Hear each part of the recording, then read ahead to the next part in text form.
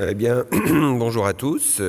Écoutez, merci d'être venus à cette journée sur le retraitement endodontique, alors, qui est pourtant un acte, disons, assez peu valorisant vis-à-vis de nos patients et surtout assez peu valorisé au niveau de la nomenclature et qui représente pourtant l'essentiel de notre activité, hein, c'est-à-dire l'essence même plutôt de notre activité, puisqu'on va traiter, à travers ce retraitement endodontique, on va traiter une maladie infectieuse, donc on va vraiment être dans le médical.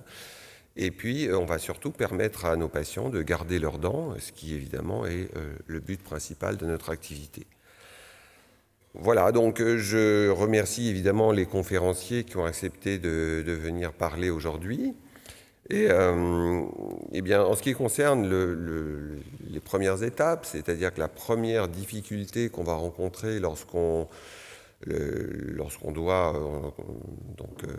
face à une pathologie infectieuse liée à un envahissement bactérien des canaux radiculaires, eh bien, la première difficulté à laquelle on va être confronté, ça va être de prendre la décision, c'est-à-dire de faire le tour des indications de cette thérapeutique, de retraitement, et puis d'évaluer le devenir de la dent et donc d'appliquer ou non cette thérapeutique. Donc ça dépend évidemment de la situation clinique, ça dépend également du patient.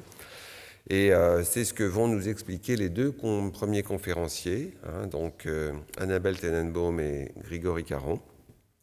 Donc je les présente. Annabelle est maître de conférence donc, à l'Université de Paris, maintenant, puisqu'on ne doit plus, mais à Garancières. Et Grégory est ancien interne, ancien assistant et endodontiste exclusif à Paris. Voilà, à vous de nous dire quand il faut retraiter.